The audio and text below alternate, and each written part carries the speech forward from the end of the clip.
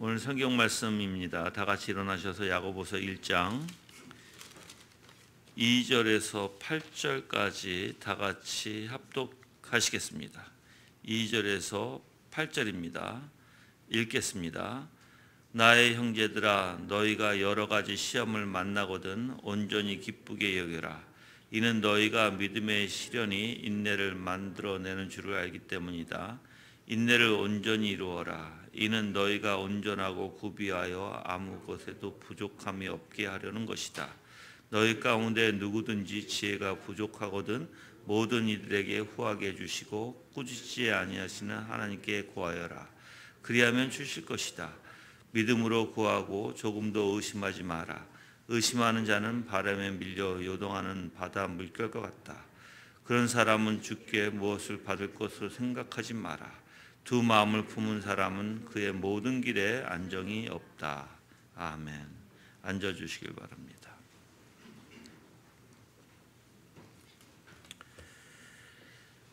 오늘 말씀은 시련은 고통 가운데 인내를 만든다라는 제목이죠.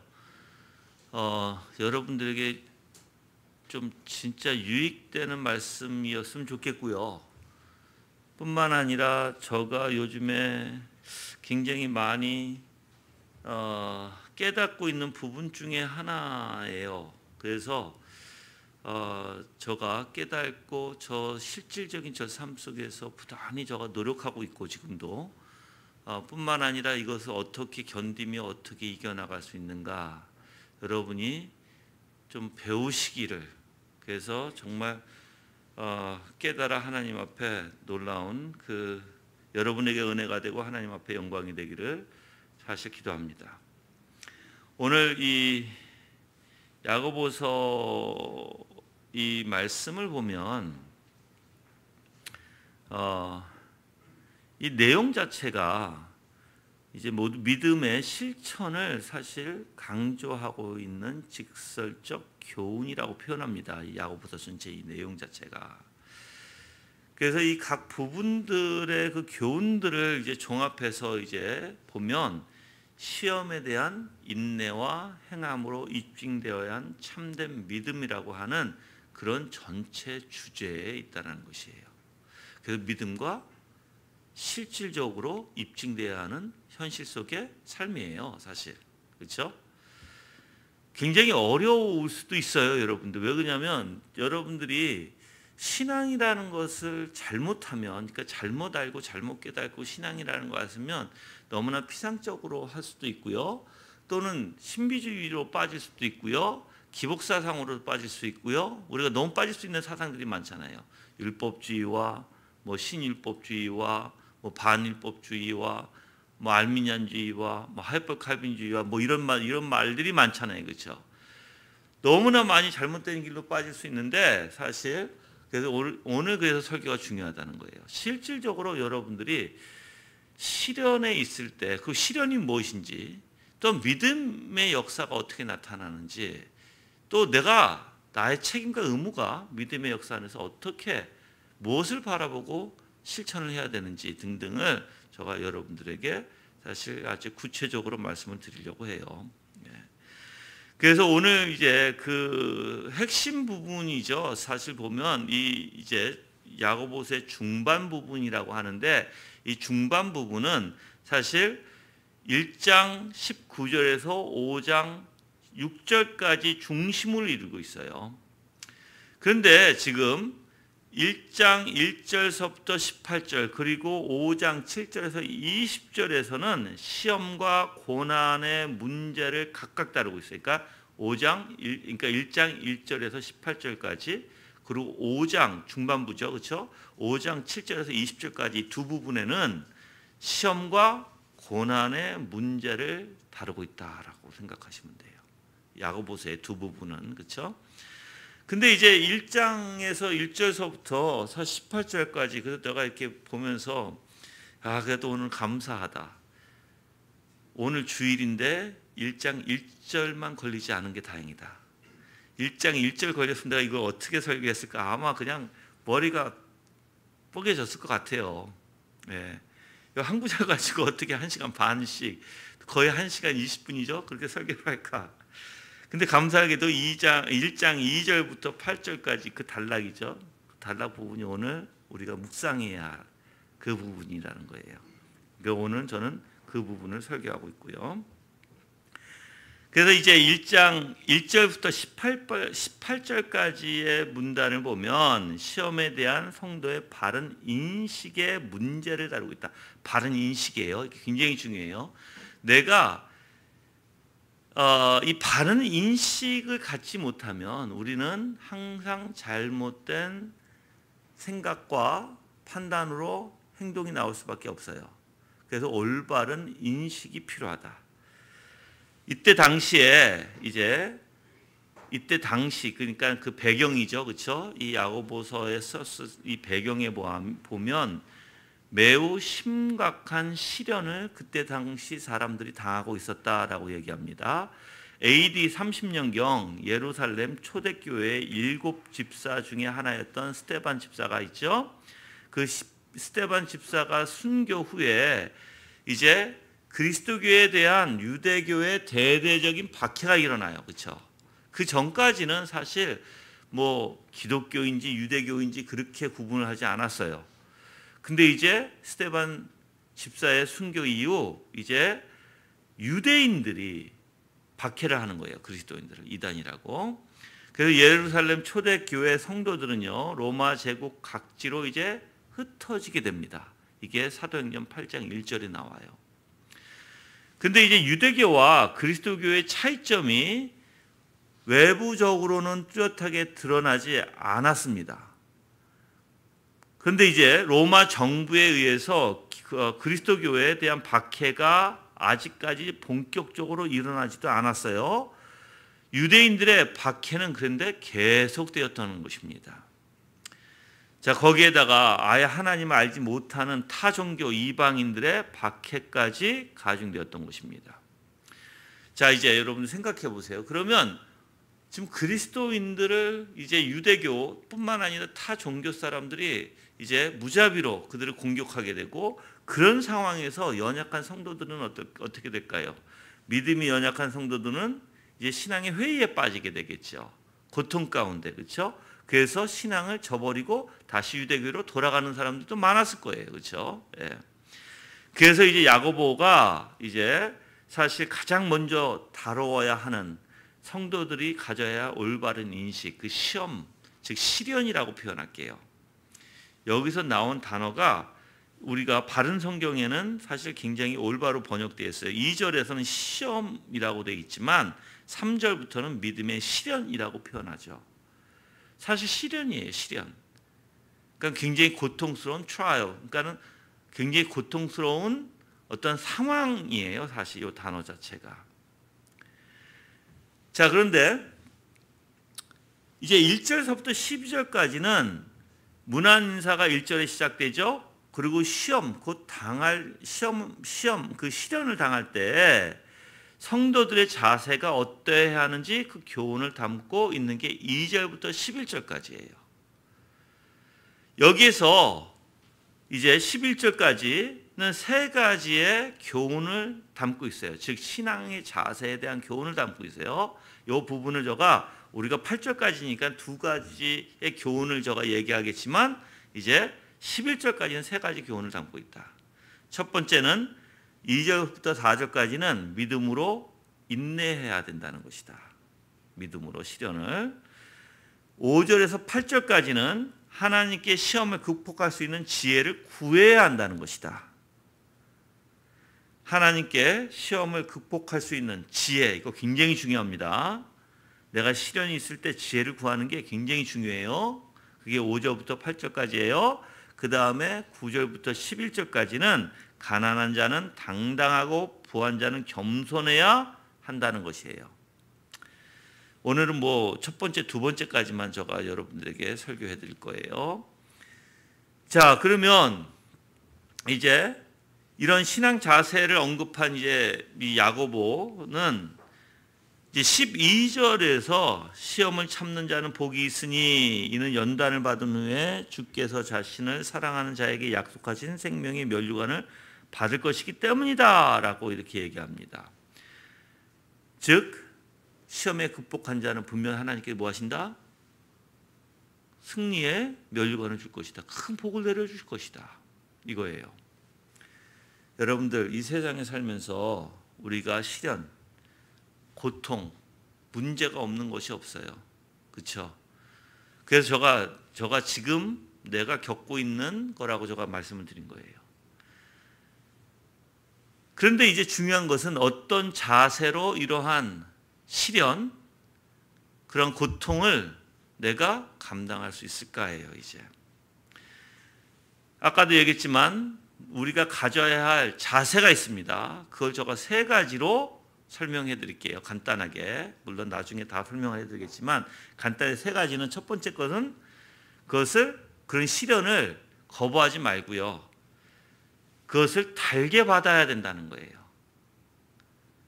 거부해봤자 여러분들 하나님께서 허락해 주신 섭리 가운데 시련이에요. 그걸 내가 거부해봤자 여러분들 그건 고통만 더할 뿐이지.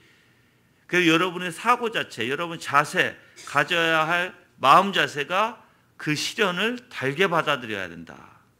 받아들여야 된다는 거예요.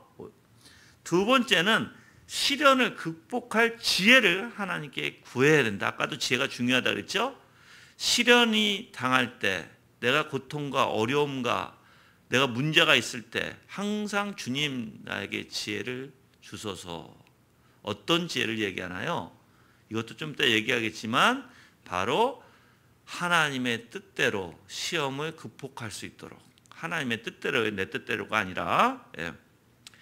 그 3번째는 고난을 견딘 성경 인물들을 본을 삼아 묵상하고 인내해야 된다.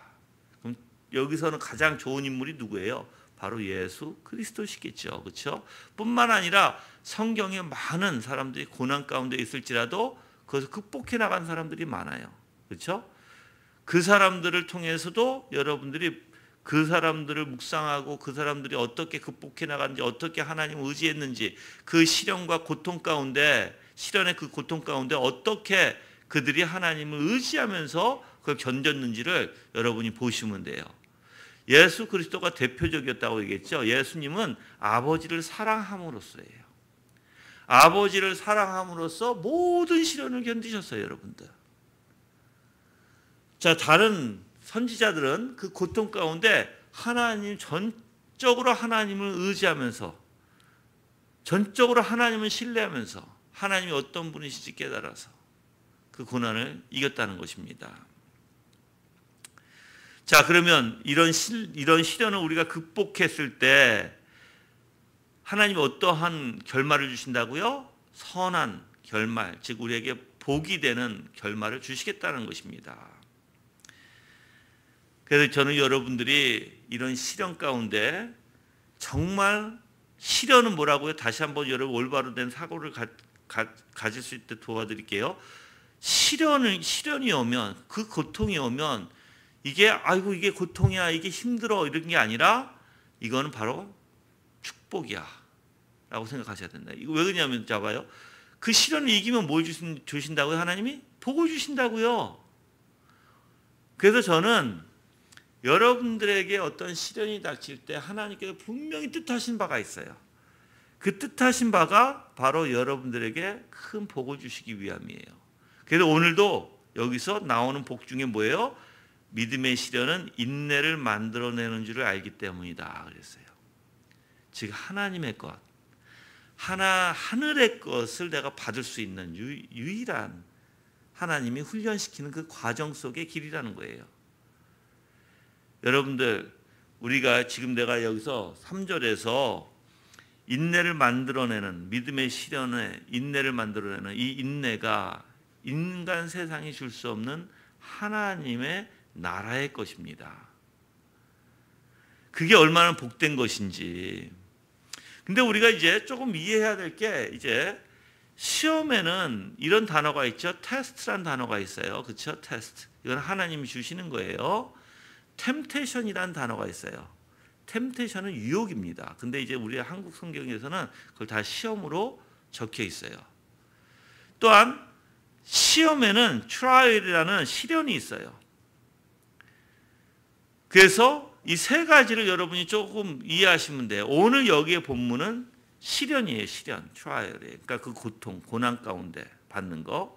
근데 이게 하나님의 뭐가 될 수 있다? 테스트가 될 수 있다. 시험이 될 수 있다. 유혹은 여러분들 어떻게 구분해요? 유혹은 우리의 내면에서, 그러니까 사탄이 우리의 내면 안에 있는 걸 가지고 유혹하죠. 그거는 죄로 빠지도록 내 내면에 있는 탐욕과 욕심을 가지고 내 죄를 가지고 나를 유혹함으로 빠지게 하는 거예요. 그게 사탄이. 그런데 하나님이 주시는 시험은 그렇지가 않아요. 시험은 어떠한 고통 가운데 험난한 길을 걸어가지만 그 고통을 통해서 더욱더 주님을 의지하게 하고 주님을 붙들게 하고 더욱더 주님 앞에 매달리게 하시는 거예요. 그러면서 하늘의 것, 하늘의 풍성한 은혜를 나한테 주시고자 하시는 거예요. 욥의 시련도 여러분이 보시면 잘 알 거예요. 그렇죠? 예. 그래서 여러분들이 시련을 무조건 힘든 것으로만 생각하지 마시고요. 그래서 내가 여러분들한테 누누이 얘기하잖아요. 아이들 많이 우리 교회는 특히 우리나라에서 정말 정말 상을 줘야 돼, 상을. 우리 교회는 애들을 계속 낳잖아요. 뭐 지금 이제 5째를 바라보고 있는 가정도 있고 거의 뭐 3명, 4명이에요. 내가 볼 땐 우리 교회는 거의 대부분이 5명을 낳을 것 같아. 6명 또는. 자, 근데 여러분들 아이를 키우면서도 마찬가지예요. 그것을 고난이라고 생각하면 어떨까요? 힘들 거예요. 아, 이건 너무 고통스러워. 아이들 키우는 게 너무 힘들어. 그런데 마땅한 자세. 우리가 마땅한 자세가 뭐죠? 이거는 은혜라고 생각하세요. 이 고난이 한번 지나가고 나서는 분명히 하나님께서 어떻게 하신다? 나를 다스릴 것이고 나에게 세상에서 줄 수 없는 정말 놀라운 하늘의 복으로 채워주실 것이다 라는 거예요. 근데 이런 사람들도 있어요. 목사님, 그게 인내가 어떻게 하늘의 복입니까? 내 마음이 온순해지고 자비해지는 게 어떻게 하나님의 복입니까? 모르시는 분들이 있어요. 그게 복이에요. 예수 그리스도의 형상으로 내가 더 닮게 되고 그 시련을 통해서 내가 예수 그리스도의 마음을 가지고 생각을 가지고 하나님의 것으로 가득 채워지는 것이 그게 하늘의 복이에요. 여러분들. 이 세상이 줄 수 없는 복, 돈으로 살 수 없는 복이에요. 근데 만약에 그것을 복으로 생각하지 않는 사람들은 뭐가 복일까요? 그 사람들은 이 세상의 물질이 복이라고 할 것 같아요. 이 땅에서 잘 먹고 잘 사는, 그래서 화평을, 그러니까는 굉장히 물질적으로 누리면서 살아가는 것을, 그 권력을 가지고 있는 것을 복이라고 생각할 거예요. 근데 아니에요. 하나님의 생각은 달라요. 그래서 여러분들이 이 사람들은 때로 죄의 유혹을 당할 때 하나님한테 어떻게 하죠? 불평을 해요. 하나님 주시는 시험 아닙니까? 이렇게. 절대 아니죠. 그런 오류를 범하면 안 돼요. 죄의 유혹은요, 바로 그 원인이 어디 있어요? 내 내면의 욕망 때문이다. 하나님이 주시는 거 아니에요. 그걸 템테이션이라고 하는 거예요. 그래서 테스트하고 템테이션하고 우리가 정말 구분해서 생각해야 돼요. 시험이라는 단어를 사용했을 때. 그러니까 여러분들, 우리는 어떠한 경우에서도 우리의 유혹을 하나님 앞에 돌릴 수가 없는 것이에요.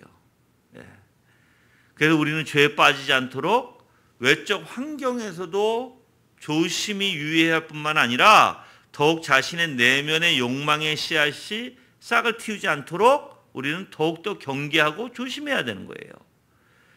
자, 이제 우리가 2절부터 들어가서 여러분들에게 이제 먼저 첫 번째 아까 뭐라 그랬죠? 믿음으로 인내해야 한다는 것을 2절에서부터 4절까지 나타낸다 했어요. 2절에서 4절까지. 믿음으로 인내한다는 거. 그래서 읽어볼게요. 나의 형제들아, 너희가 여러 가지 시험을 만나거든 온전히 기쁘게 여겨라. 이는 너희가 믿음의 시련이 인내를 만들어내는 줄을 알기 때문이다. 인내를 온전히 이루어라. 이는 너희가 온전하고 구비하여 아무 것에도 부족함이 없게 하려는 것이다 라고 되어 있어요. 어떤 자세에 있어야 되는지, 즉 시험에 빠지게 될 때, 이 시련에 빠지게 될 때 우리가 어떤 자세에 있어야 되는지를 분명히 권면해 주고 있는 것이에요. 자, 먼저 우리가 2절에 온전이란 단어가 있죠. 온전이란 단어를 줄고 보세요. 모두 갖추어서 부족함이 없는 상태를 얘기해요. 모두 갖추어서 부족함이 없는 상태. 그럼 시험을 당할 때 전적으로 뭘 해라? 기쁘게 여겨라, 기쁘게 생각하라 이거예요. 예. 고난의 시험을 절망이 아닌 기쁨으로 받아들여야 된다는 것이에요. 그게 여러분이 가져야 할 자세라는 거예요. 바로 그 시험으로 인한 연단이 우리에게 어떻게 해요? 유익을 가져다 주는 것이다. 그래서 로마서 5장 3절에서 4절까지 읽어보면 다만 이뿐 아니라 우리가 환난 중에도 즐거워하나니 이는 환난은 인내를, 인내는 연단을, 연단은 소망을 이루는 줄을 알미로다 이렇게 얘기했어요. 여러분들 그리스도인들은요, 그래서 시련 가운데 고통이 있잖아요. 그 고통이 우리를 더욱더 가난하게 만들면서 더욱더 하나님의 그리스도의 형상으로 만들어가는 하나님께서 주시는 놀라운 복이에요, 여러분들. 여러분 생각해 보세요. 여러분도 알고 나도 알아. 우리가 무엇인가 가지고 내 마음대로 내 뜻대로 살아가다 보면 그런 연단이 없이 내가 낮아질 수 있어요? 아니에요. 오히려 교만해져요, 우리는. 내가 주님을 온 마음을 다해서 향해서 찾을 수 있을까요? 아니에요. 그러지 못해요. 우리는 다 알아요, 여러분들. 그래서 오히려 그리스도인들에게는 이러한 시련, 이러한 고통 가운데, 어려움 가운데 문제는 더 이상 문제가 되는 게 아니에요. 우리에게는 이게 복이 되는 것이라니까요. 자꾸만 복을 이상한 것으로 여러분들 생각하지 마세요. 복이라는 단어는 하나님 앞에 엎드림이라는 단어예요. 뜻이에요. 복이. 그래서 그리스도인들은 환난 중에도 즐거워한다고 말했고요. 그 이유가 환난을 통해서 인내를 배우게 되고 또한 인내는 연단 그리고 소망을 이끌어 주기 때문이라고 로마서 5장 3에서 4절까지 말씀하고 있는 것입니다. 근데 여러분들 심각한 고난 가운데, 고통 가운데 그게 현실이잖아요. 그렇죠? 자, 그것을 전적으로 기쁨으로 생각할 것. 어떻게 보면 불신자들에게는요, 가당치도 않는 말이죠. 어떻게 보면 비상식적이라고 생각할 거예요. 어떻게 너가 고난이 그렇게 힘든데 그걸 어떻게 기쁨으로 여기냐? 그렇죠? 근데 지금 야고보서에는 현실을 초월하는 삶, 지금 현실에 매여 있지 않는 삶을 얘기하는 거예요, 여러분들. 그래서 그게 믿음의 삶이라고 표현하는 거예요. 그래서 여러분들 믿음이라는 단어를 잘 아셔야 돼요. 현실을 초월하는 이런 삶을 살려면 오직 믿음의 삶밖에 없는데 그 믿음의 삶은 답을 드리자면 오직 예수 그리스도의 생각과 마음으로 그분을 의지하고 그분을 바라보고 그분의 생각과 그분의 마음으로 채워나가는 것이에요. 자, 현실이 있어요. 근데 현실 속에서도 부단히 내가 싸워야 될 게 그거예요. 내 마음을 잃지 않는 거예요. 내 마음을 오직 그리스도로, 그리스도의 마음으로, 그리스도의 생각으로 채우는 거예요. 그래서 내가 그리스도의 성품을 잃어버리지 않는 거예요, 여러분들. 그게 답이에요. 근데 많은 사람들은 현실에 고난의 고통 중에 빠져가지고 막 어려워하고 흔들리죠. 이제 그 흔들림에 대해서 제가 알려드릴게요. 여러분들 이 흔들림은 우리가 문제가 있을 때 흔들려요.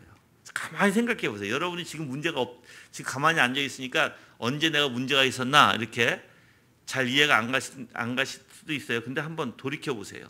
나한테 어떤 문제, 결정에 대한 어떤 문제가 딱 있을 때 내가 마음이 두 갈래로 이건가 저건가 이렇게 할까 저렇게 할까 막 혼동되는 게 있거든요.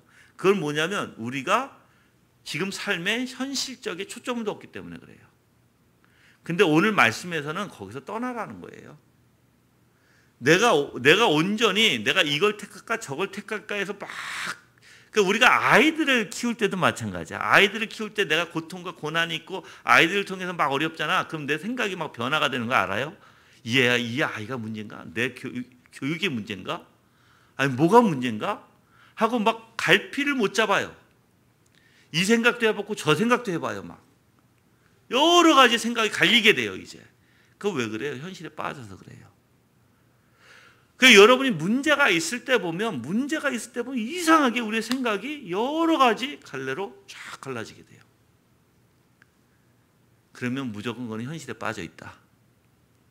현실에 빠지지 않으려면 어떻게 된다? 아까 답이 뭐예요? 쫙 갖고 오세요. 생각을. 내 생각과 마음을 주님의 마음에 생각에 집중시키세요. 그 내 생각과 마음이 온통 예수 그리스도로만, 그분의 성품으로만 채우세요. 자, 그럴 때 어떤 일이 벌어지는 줄 아세요? 어떤 일이 벌어지냐면 한쪽에서는 현실이에요. 그렇지? 한쪽에서는 고통스러워. 근데 이 고통 속에서 내 마음을 뺏기지 않으려고 나는 부단히 주님의 생각과 주님의 마음으로 내가 기도하고 붙잡으려고 해. 그렇죠? 그런데도 현실은 막 터져. 뻥뻥. 그러니까 너무 힘들어. 근데서 우리가 여기서 잘못하는 게 하나 있어요. 이렇게 하나님 붙잡다가도 갑자기 현실에서 일이 터져버리니까 확 그대로 쏠려버려. 그래서 그 일을 해결하려고 하는 거예요. 그게 잘못됐다. 우리는 여러분들 일을 해결하려고 하는 게 아니에요. 하나님이 일을 해결하실 수 있도록 하나님 앞에 맡기는 거예요. 그럼 우리의 책임이 뭘까요, 이제? 지금 내가 지금 핵심을 다 얘기해 주는 거예요, 오늘. 그럼 우리가 해야 될 일이 뭐냐면, 자, 보세요. 내가 하나님을 붙들고 하나님의 생각과 마음을 가지고 내가 그 하나님으로 하나가 되기 위해서 부단히 애쓸 때 일이 이제 펑펑 터지잖아요. 아이들 문제서부터 뭐 여러 가지 남편의 직장 문제서부터 또는 가정 일에 여러 가지 터진단 말이에요. 아니면 내가 직장에서 어떤 일들이 자꾸만 터질 수도 있어요. 이 일들은요, 그냥 책임과 의무로 하나님이 합당하게 요구하시는 대로 행동만 하시면 돼요. 즉, 여러분들 아이가 학교를 안 간다고 하면 아이에게 올바로 가르쳐서 학교를 갈 수 있도록 부단히 엄마가 아빠가 얘기를 해줘야 되고 그를 이끌어줘야 되지. 그게 올바른 부모의 책임과 의무죠. 직장에서 어떤 일이 터졌어. 그러면 내가 마땅히 해야 할 일들을 내가 순차적으로 해나가면 돼요. 여러분들 하나님 그 생각과 마음을 뺏기지 말고, 그게 내 책임과 내 의무를 요동치지 않고 해나가는 거예요. 그 문제를 해결하려고 들면 요동이 쳐져요. 이제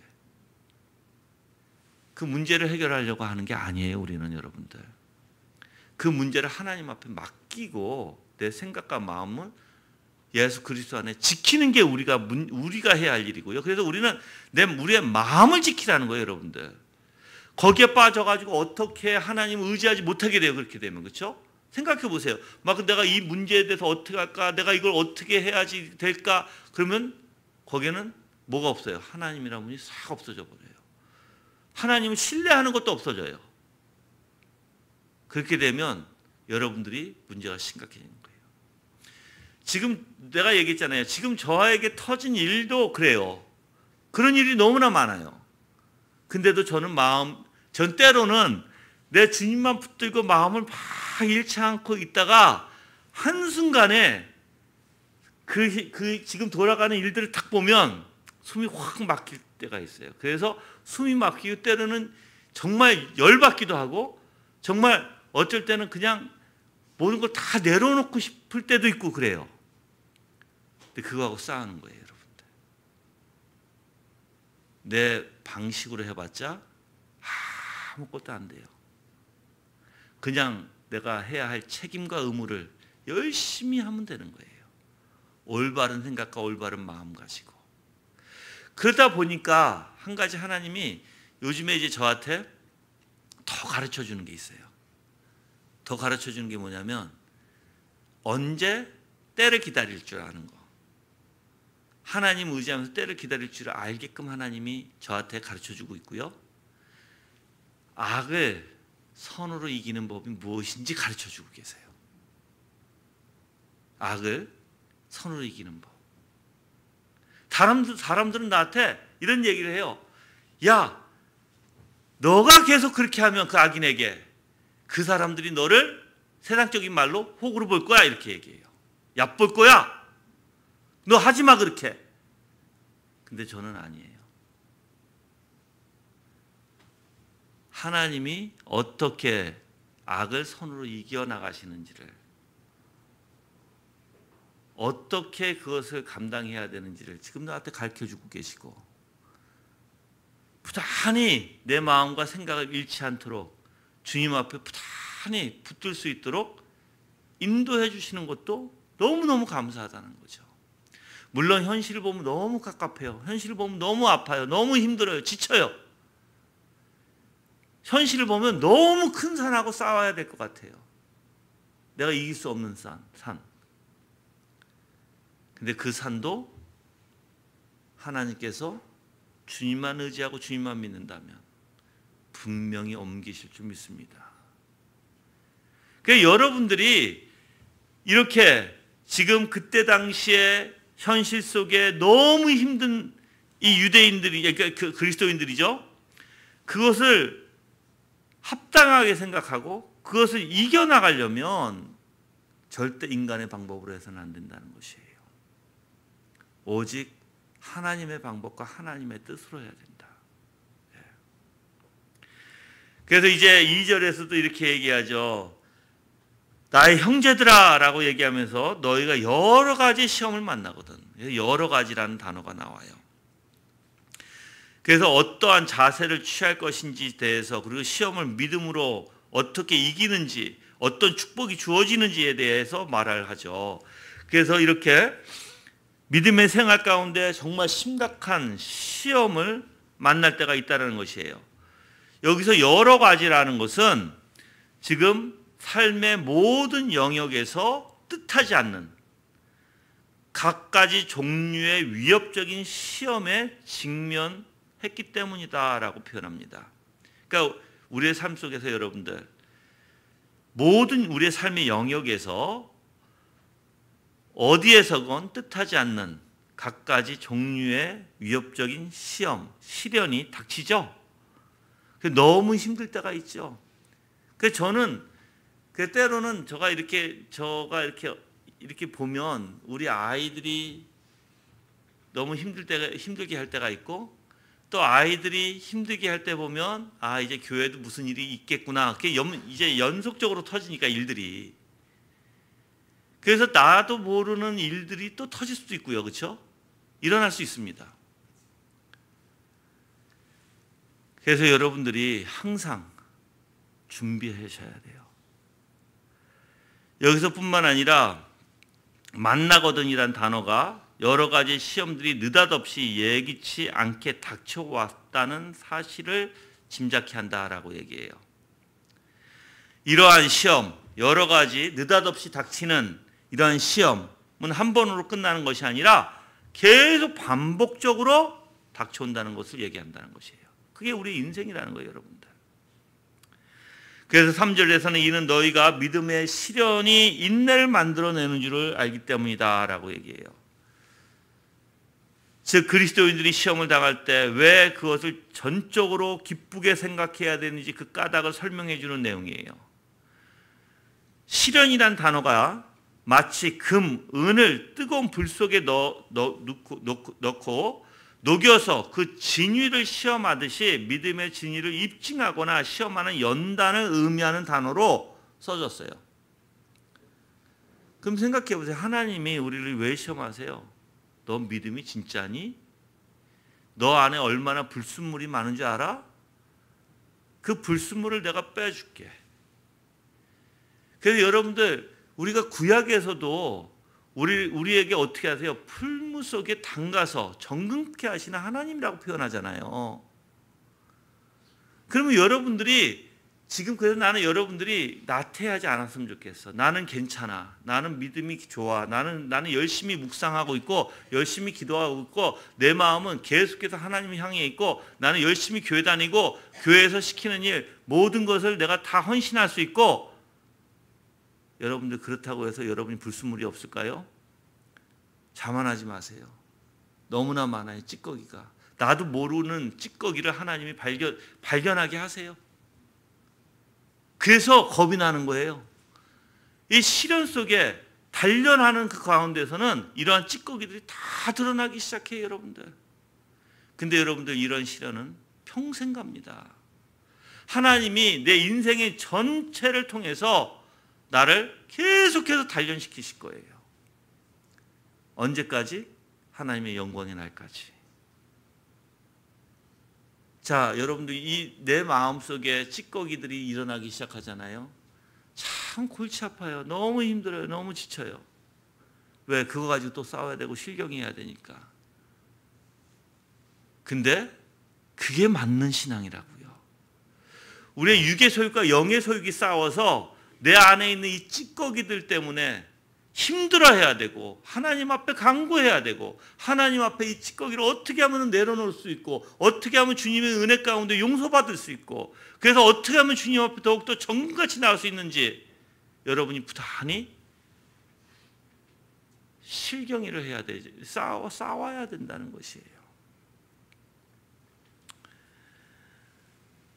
그래서 하나님께서는 그리스도인들에게 이 믿음의 진리를 테스트하기 위해서 이러한 시련, 연단을 내려주신다는 것입니다. 성도들의 삶에 있어서 한 번에 그치는 것이 아니라 내가 아까도 얘기했지만 여러 번 인생에서 되풀이되는 시험이에요. 자, 이제 이러한 믿음의 시련에는 뭐예요? 오늘 인내라는 아름다운 열매를 맺게 한다. 여러분들 이 인내라는 단어가 어떤 상황 아래 흔들림 없이 머물러 있는 것을 뜻하고요. 더 나아가서 확고부동, 불변, 항구성이라는 의미를 내포하고 있어요. 인내라는 것이. 그럼 여러분도 얼마나 좋아요. 어떠한 일일지라도 내가 흔들림 없이 굳게 딱 서 있는. 얼마나 보기 좋아요, 여러분들. 바람에 휘날리는 갈대와 같이 파도에 휘날리는 그러한 것이 아니라 두 마음을 품는 자들이 아니라 정말 확고하게 주님 앞에 굳게 딱 서 있는 것이 얼마나 멋있습니까, 여러분들. 그래서 큰 시련과 고난 속에서도 인내의 자세를 취하는 사람은요, 자기의 믿음과 경건을 충실하게 지켜나가는 사람이다라는 것입니다. 고난 가운데 확고부동함, 당연히 단번에 생기는 건 아니죠. 이것이 이러한 고난 가운데 서서히 내 안에서 성취되어 가요.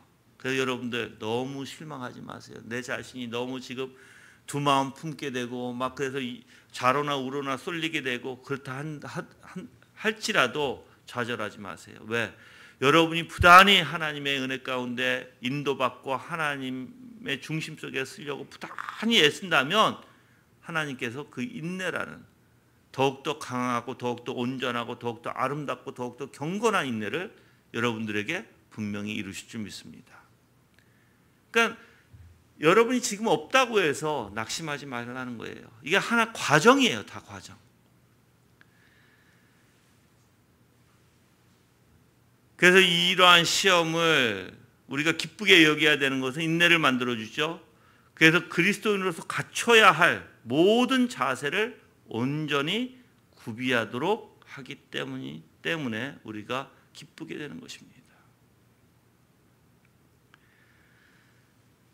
물론 여러분들 이러한 시련은요 엄청 힘들 것입니다. 너무 힘들어서 때로는 정말 모든 걸 다 내려놓고 싶을 때도 있을 거예요, 여러분들. 그래서 믿음으로 견뎌야 되는 거예요. 믿음으로 견디지 않으면 이길 수가 없는 게 바로 이런 시련들이에요. 그렇죠? 우리에게는 이러한 고난의 시험이 없이는 그리스도인에게도 참된 영적 기쁨이 또한 존재할 수 없다는 것이에요. 여러분들 그래서 기쁨이라는 걸 가만히 생각해 보세요. 뭐가 기쁜가? 우리의 영혼에 기쁜 것이 내가 예수 그리스도의 형상으로 더 닮아가는 것이 참된 기쁨이에요. 그 하나님의 속성이 내 안에서 이루어지고 그 속성이 점점 내 안에서 더 견고하게 되고 온전하게 되고 그럴 때 내가 더 기뻐지는 거예요, 여러분들. 그러니까 기쁨을 다른 데서 찾지 말라는 거예요. 기쁨이라는 것은 하나님의 것을 받을 때, 하나님이 내 안에서 역사하실 때, 하나님이 내 안에서 하나님의 것으로 인도하실 때 우리가 그게 이 세상에 줄 수 없는 기쁨이거든요. 그렇죠? 자, 4절에 보면 이제 인내를 온전히 이루어라. 이는 너희가 온전하고 구비하여 아무 것에도 부족함이 없게 하려는 것이다 라고 얘기해요.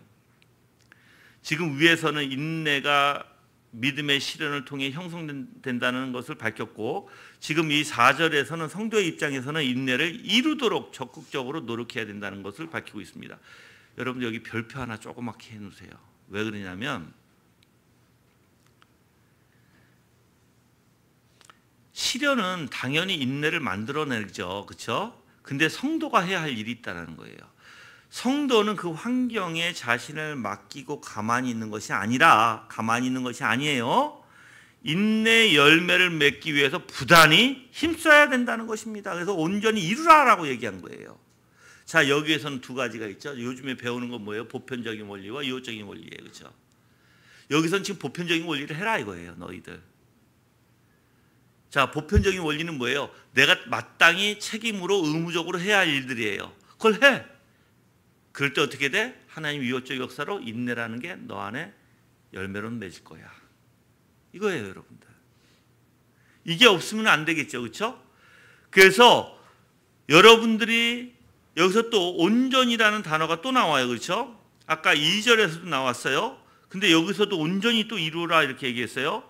여기서 온전히는 끝, 결말, 목적, 그래서 목적한 그 끝까지 이루도록 한다는 의미에서 완벽한 완전이라는 뜻으로 주어진다 이렇게 얘기합니다. 여기에서는 그 목적에 도달하도록 하라는 뜻으로 써진 거예요. 그 목적에 도달하라. 예. 그 이루라라는 것도 여기서 이루어라라는 단어도 무언가를 힘써 행하는 행위를 가리킵니다. 그래서 온전히 이루라라는 단어가 어떤 구체적인 효과가 나타나도록, 그래서 힘을 기울여 능력을 발휘하라는 적극적인 의미를 나타내고 있어요. 적극적인 의미. 힘을 기울여 능력을 발휘하라라는 적극적인 의미. 여러분들 잘못하면 많은 사람들이 이 부분을 가지고 뭐 알미니안주의 아니야 이렇게 생각을 해요. 그게 아니죠. 은혜의 수단을 붙들고 열심히 여러분의 책임을 다할 때 그건 알미니안주의가 아니에요. 알미니안주의는 자기가 자기의 의지만을 내세워서 은혜를 받고자 할 때가 문제지만, 그게 아니라 먼저 하나님의 은혜의 수단, 즉 말씀과 기도와 성례에 여러분들이 온 마음을 다하고 온전히 올바른 묵상 가운데 더욱더 주님을 의지하면서 주님의 그 아름다운 영광을 보려고 부단히 애쓰면서 여러분들이 이렇게 온전히 이루는 일, 이게 중요하다는 거예요. 그러니까 이거를 이해하지 못하면 사람들이 이렇게 얘기한다고 해서 어떤 사람들은 알미니안주의 아니야 이렇게 착각할 수도 있어요. 착각하지 마세요. 나는 의지를 먼저 얘기하는 게 아니에요. 분명히 하나님의 기본된 말씀 묵상, 은혜의 수단이 기본적으로 깔려 있는 상태에서 열심히 하라는 거예요. 그러면 기본된 은혜의 수단이 깔려 있다는 게 뭐예요? 그게 책임이에요, 여러분들. 그게 의무예요. 그리고 어떻게 하라? 거기에 올바른 것을 열심히 이루라 하라는 거예요.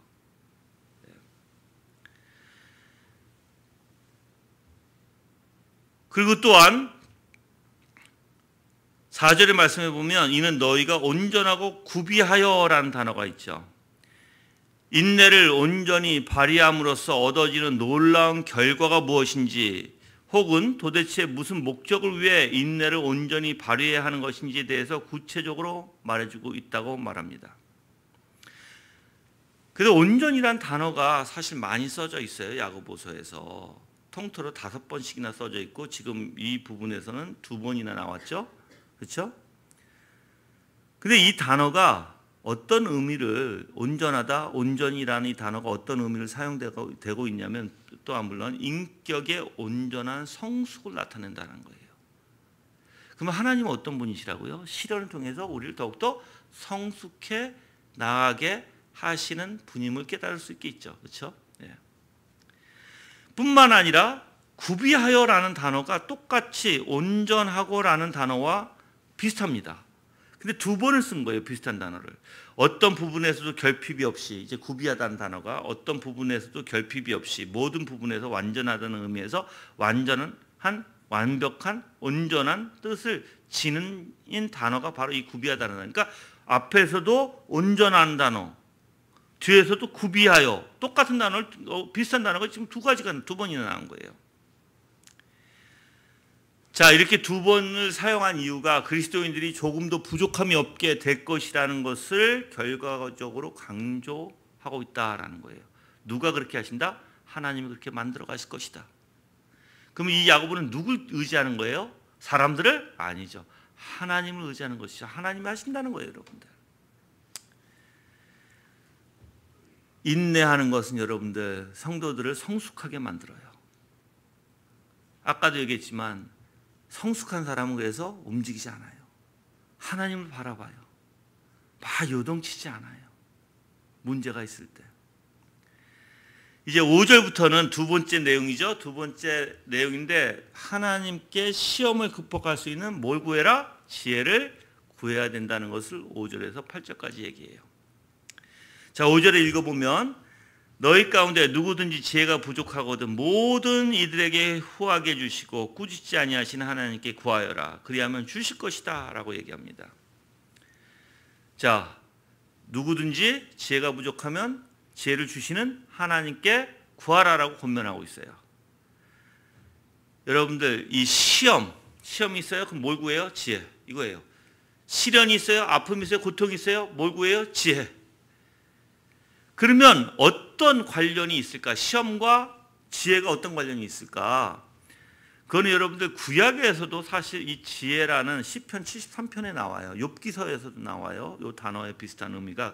근데 어떤 의미에서 나오게 되냐면 강한 자에게는 시험이 엄습한다는 사실을 확인하면서 시험을 이기는 진정한 방법에 대해서 나오는데 그게 뭐냐면 하나님으로부터 지혜를 구하는 데서부터 온다는 사실을 말하기 위해서 바로 지혜를 쓰고 있다. 그러니까 진정한 방법, 시험을 이길 수 있는 진정한 방법이 뭐다? 하나님으로부터 지혜를 구하는 데서부터 온다. 그게 이길 수 있는 방법이다. 이 시험이. 이 구약에서부터 써진 거예요. 시편 13편과 욥기에서. 그럼 이 지혜라는 단어를 가만히 볼게요. 지혜의 단어는 자연과 인생의 비밀을 파악하는 능력과 더불어 일반적으로 다양한 문제를 해결하는 데 필요한 지식을 나타내는 데 사용되는 단어이다라고 얘기합니다. 즉 이 지혜는 다양한 문제를 해결하는. 그렇죠? 근데 여기서 이 단어는 뭐예요? 경건하고 올바른 삶을 갖춰야 할 영적 지각이라는 거예요, 여러분들. 자, 여기서 지혜가 어떤 지혜예요? 내가 시련이 있어, 고통이 있어, 아픔이 있어. 근데 이걸 이기려고 해.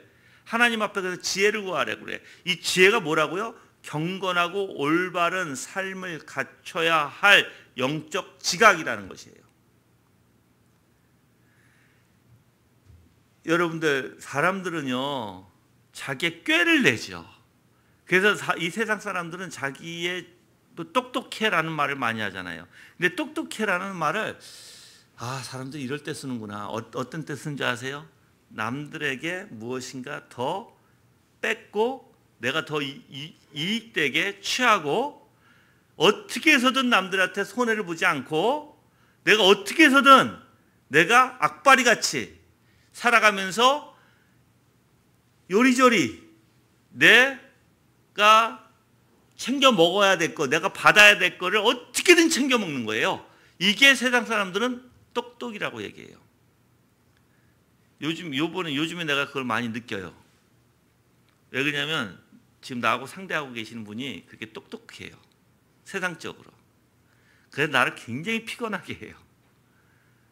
어떤 손해도 보지 않고 만약에 그쪽에서 이제 저가 만약에 이렇게 제시할 거 아니에요. 만약에 그쪽에서 뭐 10,000원 드릴게요. 그러면은 10,000원이요? 생각해 볼게요. 그러면서 20,000원을 얘기하고 20,000원 그래요? 20,000원 드릴게요. 그러면 또 생각해 볼게 하고 30,000원으로 되고 30,000원이요? 그럼 내가 생각해 보고 내가 30,000원? 그래서 내가 30,000원까지는 그래도 내가 해드릴게요. 그러면 그 사람은 또 있다가 아니요 50,000원. 계속해서 올라가는 거예요. 그러면서 또 끝에는 흐려요 말을. 끝에는 50,000원 정도 한번 생각해 볼게 이런 식이에요. 그러니까 어떻게 보면 세상 사람들은요, 계속해서 자기한테 어떻게든 한 푼이라도 유익이 된다면 그것을 다른 사람한테 갈취하려고 하는 거예요. 무서워요, 여러분들. 세상 사람들하고 상대하다 보면 무서워요. 그래서 그런 악한 사람들을 내가 선으로 대하지 않으면, 내가 같이 악으로 대하면 어떨까요? 내가 내 영혼이 피폐해질 것 같아. 그래서 진짜 생각해 봤어요. 악한 사람을 악으로 대할 때 정말 내 영혼이 피폐해지고 내 영혼이 어려워질 것 같아요. 똑같아요. 자녀를 키울 때도 마찬가지예요. 여러분, 자녀들은 악해요. 자녀들의 모든 생각이 악하고 자녀들이 행동하는 게 다 악해요. 근데 그 자녀들에게 내가 같이 악과 악의 마음을 담은 내 영혼이 피폐해질 수밖에 없어요. 주변도 마찬가지예요. 온통 주변에 여러분 삶 속에 다 악으로만 나한테 달려들고 세상적인 말로, 세상적인 사고방식으로 자문을 하고 또 어떠한 이야기를 여러분들에게 해줄 수 있겠죠. 근데 세상적으로 계속해서 내가 듣다 보면 영적으로 피폐해져요. 나중에는 이게 세상적인지 영적인지 구분을 못해요, 여러분들. 큰일 나요. 여러분들 그러면 안 됩니다. 우리는 항상 어떻게 해요? 악을 선으로 이기는. 선이 뭐예요? 그리스도의 영광이에요. 그리스도의 형상이에요, 여러분들. 그들이 아무리 악하게 할지라도 내가 그 마음을 잃어서는 안 돼요, 여러분. 그래서 여기서 이야기하는 이 지혜가 인간의 사색이나 학습 그리고 어떤 경험에서 얻어지는 지혜가 아니라 하나님의 말씀에서 오는 바로 영적 지혜를 뜻합니다. 그래서 그리스도인들이 여러 가지 시험 가운데 있을 때 이와 같은 영적 지혜를 구하라고 말하는 거예요. 이 지혜는 하늘에서부터 오는 것입니다. 성결과 화평과 관연과 양순, 긍휼과 선한 열매로 가득 찬 게 바로 이 지혜예요. 야고보서 3장 17절에 가볼게요. 한번 다 같이 읽어볼까요? 야고보서 3장 17절 말씀에 왜 그러냐면 바로 뭐가 지혜인지를 알려줘요. 다 같이 읽겠습니다. 시작. 그러나 위에서 오는 지혜는 첫째 성결하고 다음으로 화평하고 관용하고 양순하고 긍휼과 선한 열매가 가득하고 편백과 위선이 없다 이렇게 있어요. 그래서 의의 열매는 화평하는 자들에게 화평으로 씨를 뿌려 거두는 것이다 그랬어요. 근데 반대로 위에서 볼게요. 위에 보면 제가 14절부터 읽을게요. 너의 마음에 독한 시기와 다툼이 있다면 자랑하거나 진리를 거슬러 거짓말하지 마라. 이런 지혜는 위에서 내려오는 것이 아니라 세상적이고 육신적이며 악령과 같은 것이다. 시기와 다툼이 있는 곳에 혼란과 온갖 악한 행위가 있다 이렇게 되죠. 그 세상에서 나오는 지혜와 하나님이 주시는 지혜와는 분명히 다르다는 거예요. 하나님이 주시는 지혜는 뭐예요? 바로 하나님의 아름다운 영광이 있어요. 즉 그리스도의 형상이 거기에 있다라는 거예요. 그럼 이제 여러분들이 내가 뭘 구해야 될지 알겠죠? 아, 주님, 내 생각과 마음을 뺏기지 않도록. 아이들이 그렇게 문제가 있을지라도 주님, 내 생각과 마음을 잃지 않도록 인도해 주세요. 그리고 내가 해야 할 바, 이렇게 자비롭고 은혜롭고 긍휼과 사랑과 온유함으로 아이들을 가르칠 수 있고 무엇이 옳은지 그 아이들에게 내가 온전히 가르칠 수 있도록 주님 나에게 그러한 지혜를 허락해 주소서라고 기도하셔야 되겠죠. 그래서 많은 사람들이 이런 지혜를 몰라요. 이런 지혜를 모르다 보니까 엉뚱한 곳에 자꾸만 해결 방법을 찾아요. 여러분들 세상 사람들은 해결의 답 어떻게 하면 됩니까가 사람들의 답을 찾는 거예요. 우리는 어떻게 하면 됩니까가 아니라 내가 주님으로부터 무엇을 간직해야 합니까? 알아요, 여러분들. 내 마음속에. 5절에 이제 어떤 하나님이 나오죠. 너희 가운데 누구든지 지혜가 부족하거든 여러분이 하나님의 온전한 성품들이 부족하거든 모든 이들에게 후하게 해주시고 꾸짖지 아니하신 하나님께 구하여라. 그럼 주실 것이다. 하나님이 어떤 분이세요? 하나님 구하라 명령하시면서 하나님 분명히 뭐 하신다? 응답을 주시는 하나님이심을 얘기하죠. 그래서 예수님의 교훈에 근거해서 권면하되 특히 하나님의 두 가지 성품을 근거로 지혜를 구하라고 얘기해요. 첫 번째 성품은 뭐예요? 후히 주시는 분이다. 후히 주시는 분이다. 넘치게. 왜? 하나님은 충만하신 하나님이시니까. 그렇죠? 이 후하게 주다라는 이제 후히라는 단어가 순수히 너그럽게 무조건 기꺼이라는 뜻이에요. 그래서 하나님께서는 그리스도인들이 그것을 구하기만 하면 조금도 거절 없이 사양하지 않고 주저함 없이 너그럽게 무조건 기꺼이 주시겠다는 거예요, 여러분들. 그런 하나님이세요. 주님 앞에 나가세요, 여러분들. 주님의 것을 구하세요. 우리는 세상 것을 구하는 게 아니에요. 여러분이 문제가 있을 때, 힘들 때, 주님, 지금 내가 왜 이렇게 힘듭니까? 내가 왜 이렇게 어렵습니까? 내가 왜 이렇게 어려운 문제에 내가 있습니까? 그래서 이 어려운 문제를 구하지 말고, 주님의 아름다운 하늘의 것으로 나한테 채워주소서라고 기도하셔야 돼요. 두 번째 하나님의 성품이세요. 꾸짖지 아니하시는 분이다라는 거예요. 꾸짖지 아니하시는 분이다. 꾸짖다라는 건 비난하다, 책망하다, 나무라다라는 의미입니다. 그래서 하나님은 자신의 부족함을 인식하고 내 자신의 부족함을 인식하고 시험을 이기기 위해서 그 고난을 이기기 위해서 내가 떨어지지 않기 위해서 지혜를 구하는 자에게 책망하시지 아니하고 주신다는 것이에요. 여러분들 자기 정욕을 위해서 구하는 자들은 어떨까요? 여러분들 주시지 않아요. 그렇죠? 그래서 하나님의 뜻 가운데 성장하고 하나님의 뜻대로 살기 위해서 하나님 앞에 도움을 구하는 자는 분명히 하나님이 주신다는 것이에요. 어떤 사람에게든 여러분이 잘났고 못났고 많이 알고 못 알고 그게 문제가 아니에요. 이건 여러분들 그 누구에게든 높고 낮음에 상관없이 빈부의 귀천이 상관없이 하나님의 뜻을 행하고자 하는 자에게 필요한 모든 지혜를 주시는 하나님.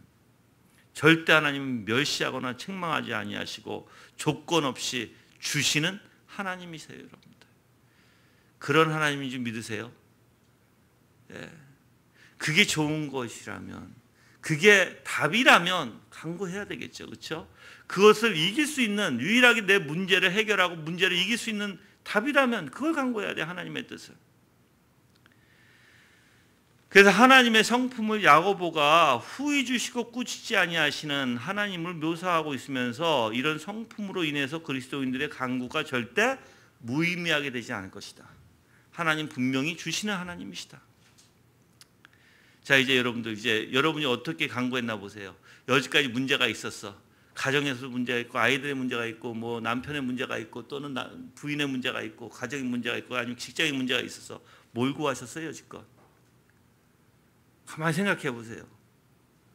엉뚱한 거 구하지 않았나요? 그래서 저는 여러분들 저한테 이제 상담이 많이 와요. 이제 우리 교인들도 상담이 오지만 우리 교인이 아닌 분들도 많이 상담이 와요.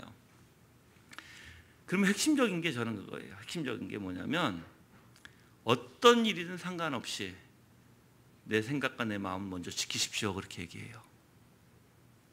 내가 왜 그렇게 표현할까요? 그걸 잃어버리면 여기서 얘기하는 이제 바람에 밀려 요동하는 바다의 물결이 돼버려요, 이게. 그러면 아무리 무엇을 구하든지 받을 수가 없는 거예요, 여러분들. 그 문제에 대해서. 물론 이제 거기에서는 이제 조금 더 내가 말씀드리면 본인들의 잘못했던 점들을 저는 지적해요. 그리고 그들의 죄가 있으면 그 부분을 하나님 앞에 돌이켜서 회개하게 시키고 그리고 올바른 걸 붙잡게 해요. 왜냐하면 죄가 있으면서도 계속 죄 쪽으로 나가면 안 되니까, 그렇죠? 네. 그래서 4장 2절에 볼까요? 여러분들 4장 2절 야고보가 뭐라고 얘기하는지. 너희가 욕심을 내어도 얻지 못하고 살인을 하고 시기하여도 얻을 수 없는데 너희는 다투고 싸운다. 너희가 얻지 못하는 것은 구하지 않았기 때문이다 라고 했어요. 구하지 않았기 때문이다. 올바로 구하지 않는, 하나님 앞에 구하지 않는데 어떻게 구해요? 받아요. 지혜를 구하세요. 그 하나님의 아름다운 성품을 구하세요. 그리하면 주실 것이다 라고 얘기합니다. 5절에. 그렇죠? 여기는 신적 수동태예요, 여러분들. 신적 수동태라는 것은 하나님만 하실 수 있고 하나님이 주신다는 뜻이에요. 그 배후에서 어떤 상황에서든 그 시련 가운데, 어려움 가운데, 문제 가운데 그 배후에는 누가 계신다? 하나님 계세요. 근데 그 하나님이 어떻게 하신다? 나한테 그 지혜를 주시고 이것을 잘 인도해서 잘 이끌어 가시면서 모든 것이 해결될 수 있도록. 근데 이제 여기서 이제 저가 또 이상하게 우린 신앙을, 내가 이거 올바로 표현을 하고 싶어요. 내가 여러분이 올바로 깨달을 수 있도록. 이상하게 신앙을 우리는 되고 안 되고에 굉장히 초점이 맞춰져 있다는 거예요. 저도 물론 마찬가지예요. 지금 저거 말하면서도 그렇잖아요. 우리가 이렇게 온전히 하면 하나님이 이거를 문제를 해결해 주실 것이다는 거예요. 만약 해결 안 해 주실 것이면. 그래서 여러분 신앙이 자꾸만 문제 해결을 받고 안 받고 안 되고 되고의 문제는 아니에요. 절대로. 여러분들,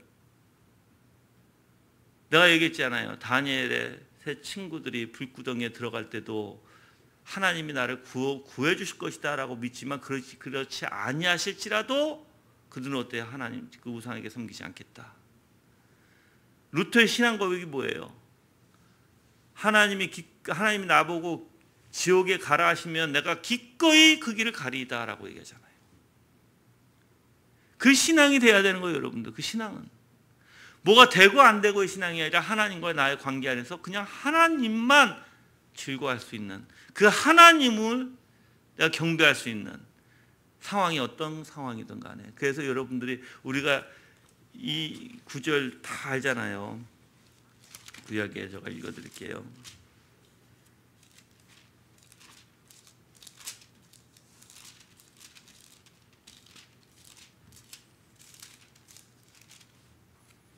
구약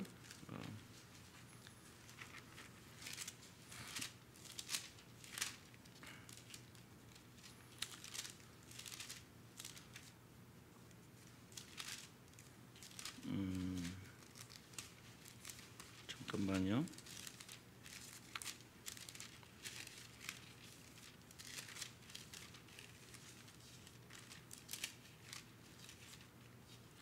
하박국서 3장에 보시면, 가볼게요. 다 같이. 저는 개역 한글로 읽어드릴게요. 하박국서 3장 17절서부터 19절까지예요.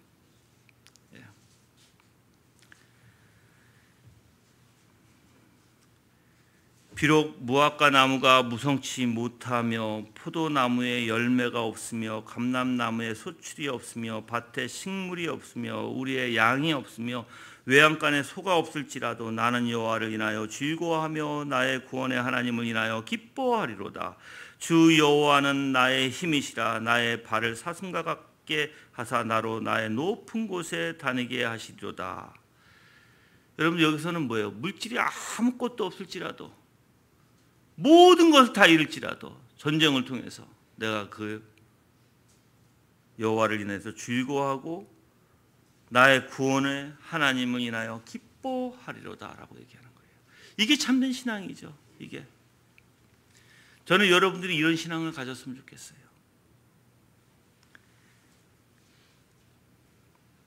이제 6절에 보시면 믿음으로 구하고 조금도 의심하지 말라. 이제 여기서부터는 이제 여러분들 아까도 같은 원리에서 얘기하는 거예요. 즉 내가 하나님 앞에 지혜를 구하는데 믿음으로 구하고 조금도 의심하지 말라. 의심하는 자는 바람에 밀려 요동하는 바닷물결과 같다. 그런 사람은 주께 무엇을 받을 것으로 생각지 마라. 두 마음을 품은 사람은 그의 모든 길에 안정이 없다 그랬어요. 강구의 태도, 자세가 어때야 되는지 말하고 있는데, 여기서는 이제 앞에 믿음으로 구하고 조금 의심하지 마라, 요 앞에 이 원어에서는 오직이라는 단어가 있어요. 오직. 지금 여기서는 없는데 오직이라는 단어가 원어에서는 있어요. 자, 그러면 왜 오직이라는 단어가 있는가? 믿음 외에 다른 것으로 이루어질 수 없다는 거예요, 여러분들. 믿음 외에. 그 간구가 믿음과 연결되지 않으면 하나님이 들어주실 뿐만 아니라 그 자체가 죽은 것에 불과하다, 이런 뜻이에요. 그래서 원서에서는 오직이라는 단어 자체가 앞에 있어요.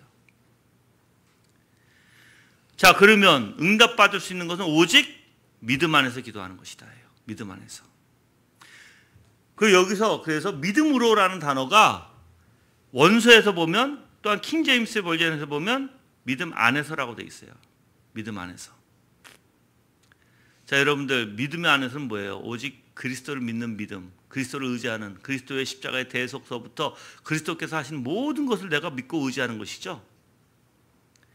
자, 예수 그리스도의 대속의 죽음을 통해서 죄인들이 하나님께 나갈 수 있는 뭐가 열렸어요? 길이 열렸어요. 누가 해주신 거예요? 그걸 믿어야 된다는 거예요. 예수 그리스도의 대속을 통해서 나를 용서해 주심으로써 하나님과 나와의 관계가 이루어지고 내가 하나님 앞에 나가서 기도할 수 있는, 간구할 수 있는 그 길이 열렸다는 걸 여러분이 확실히 알아야 된다는 거예요. 깨달아야 된다는 거예요. 확신해야 된다는 것이에요. 그래서 여러분들이 예수 그리스도의 사역에, 예수 그리스도께서 행하신 일을 통해서 내가 그걸 의지하고 하나님 앞에 나갈 수 있는 거죠.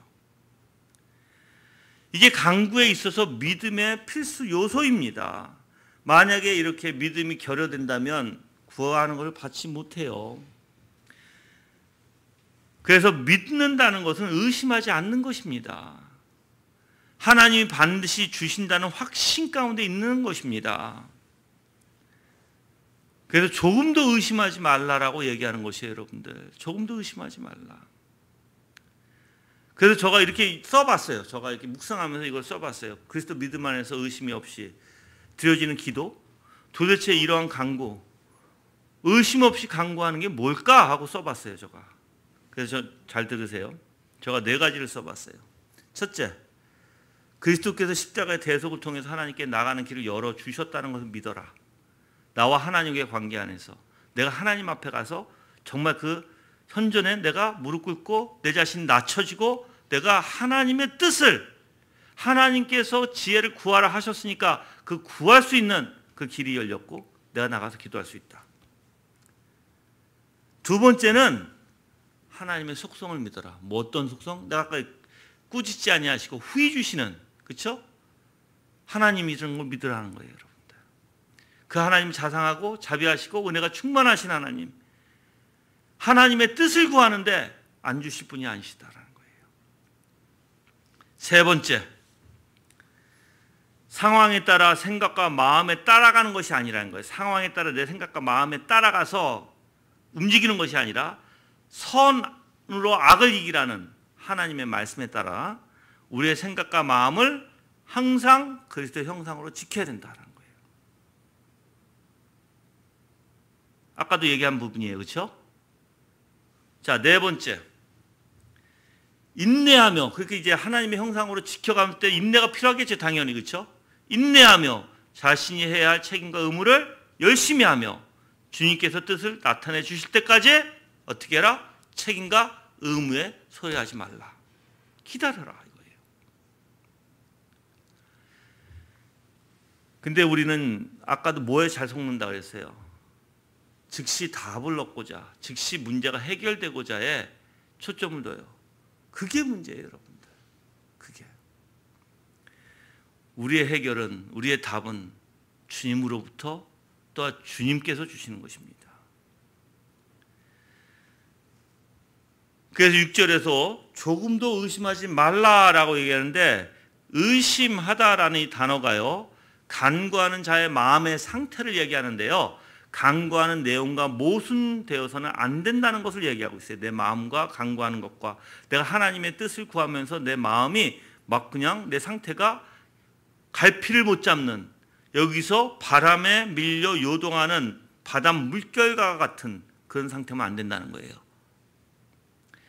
근데 나도 여러분들 아까도 얘기했죠. 이런 상태가 어떤 상태가 내가 생각해 봤어요. 근데 문제가 있을 때는요, 이럴까 저럴까 막 생각이 흩어져요. 내가 지금 나한테 어려움이 닥치면 이거를 걷잡을 수 없는 거예요. 여러분들, 그 마음을 가져서는 안 된다는 거예요, 여러분들. 그래서 불신앙에는요, 신앙과 불신앙의 차이가 있는데, 불신앙에는 이쪽도 아니고 저쪽도 선택 못하는 거예요. 이것도 아니고 저것도 아니고 막 왔다 갔다 자기 모순에 빠져서 망설이는 태도, 이게 바로 불신앙의 태도예요.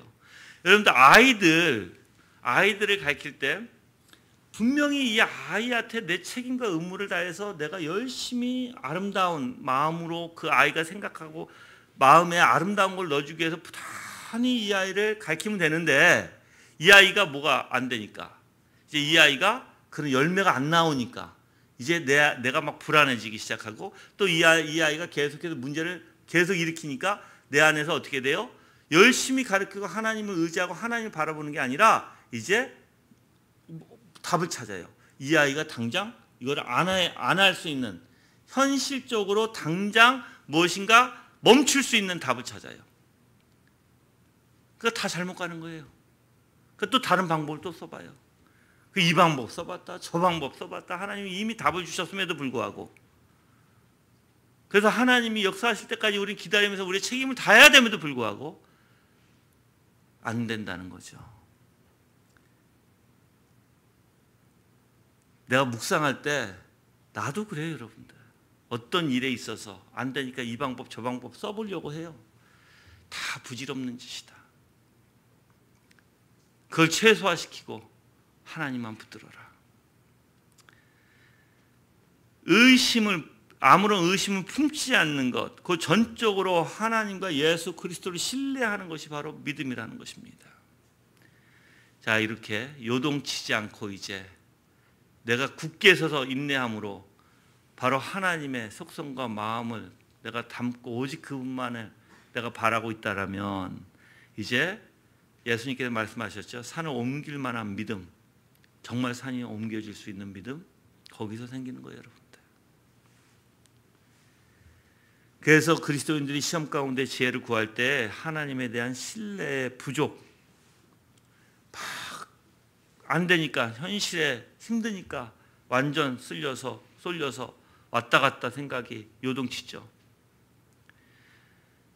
의심 없는 태도, 하나님이 어떤 분이신지 깨닫고 의심하지 않는 태도. 근데 여러분들이 저한테 전화 와서 상담하실 때 가만히 보잖아요. 말하는 거 들어보잖아요. 온통 의심이 가득해요. 저가 여지껏 상담하면서 하나님을 굳게 딱 쓰고 있는 사람이 거의 못 봤어요. 저는 다 의심해요. 이럴까요? 저럴까요? 또 뭐가 안 됐는데 하고 화를 내든지, 뭐가 안 됐으니까는 다른 방법을 취하든지, 뭐가 안 됐으니까 불평이 나오든지, 불평 나오는 자체가 하나님을 의심하는 거예요, 여러분들. 불평이 굉장히 답답하죠. 하나님은, 그래서 나는 속으로 생각해요. 하나님을 의심하고 있는데 뭘 얻으려고 하십니까? 하나님 앞에 내가 불신을 갖고 있는데 뭘 기도하고 뭘 얻으려고 하십니까? 생각해 봐요. 아무것도 얻어질 게 없을 거예요. 그래서 그리스도를 다시 묵상하십시오. 그리스도를 생각하십시오. 그리스도의 생각과 마음으로 하나님의 아름다운 형상으로 가득 내 안에 채우십시오. 그게 먼저일 겁니다. 그게 먼저일 거다.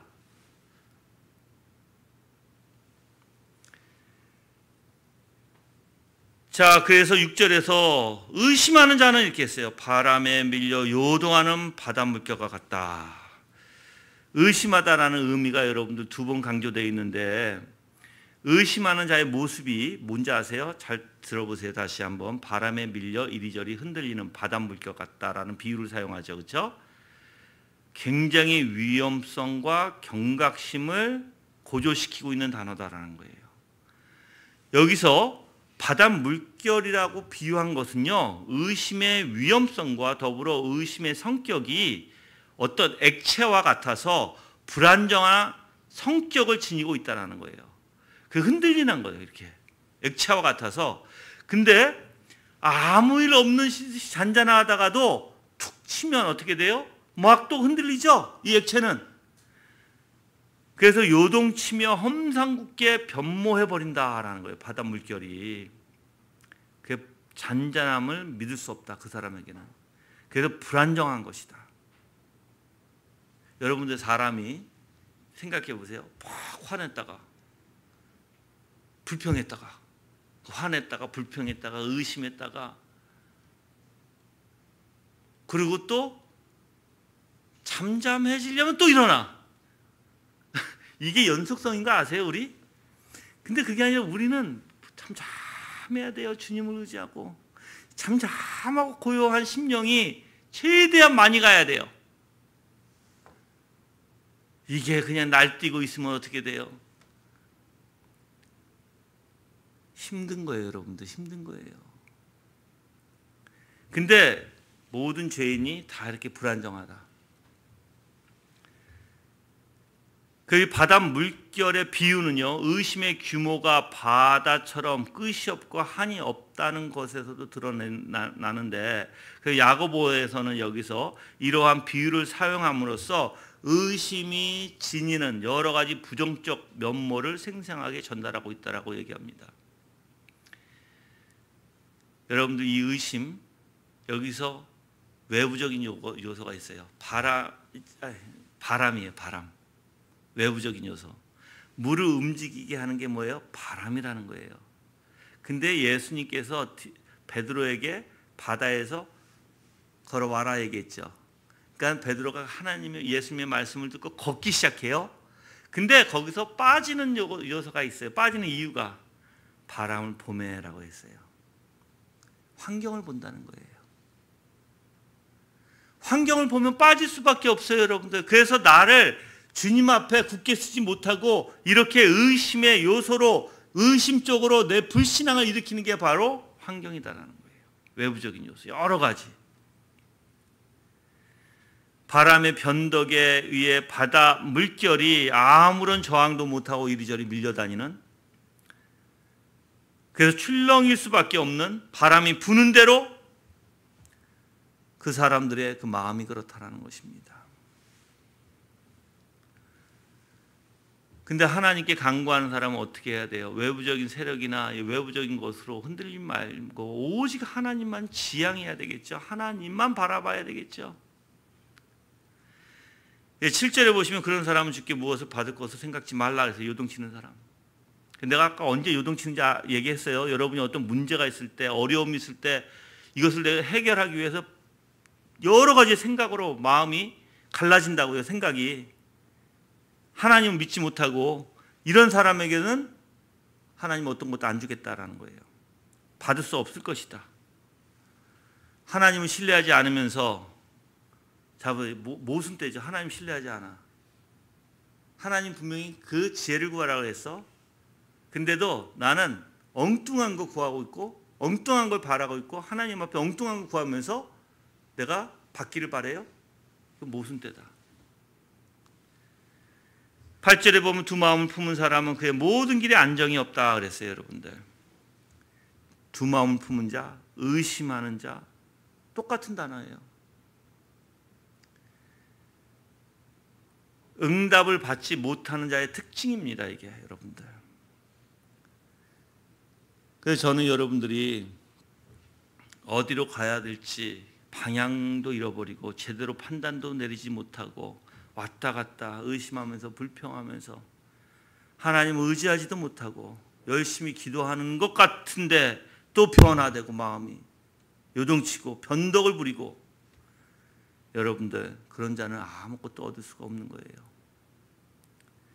저는 여러분들이 정말 하나님 앞에 생각과 마음을 지키는 그리스도인이 되기를 바라요. 하나님은 정말 꾸짖지 아니하시고 후히 주시는 하나님이세요. 그래서 여러분들 내가 보편적인 것 항상 생각하라 했지, 그게 은혜라고요. 하나님께서 여러분들에게 왜 보편적인 원리를 주실까요? 이쪽의 원리를 주시겠다는 약속 안에 주시는 거예요. 그래서 여러분들이 힘들고 지칠 때 아무리 어려울지라도 상황 보지 마시고 내 생각과 마음을 지키시면서 마땅히 바라봐야 할 분, 내가 마땅히 하나님의 지혜가 뭔지 알려드렸죠? 그 지혜를 간구하는, 그래서 그 지혜를 내 마음속에 품는 그리스도인이 되기를 구합니다. 오늘 말씀을 통해서 여러분들이 정말 이제 올바른 신앙생활이 무엇인지 더 깨달으시길 바라고, 정말 그걸 통해서 더욱더 올바른 신앙의 삶이 되기를 정말 주님의 이름으로 기도합니다. 다 같이 합심으로 기도하겠습니다.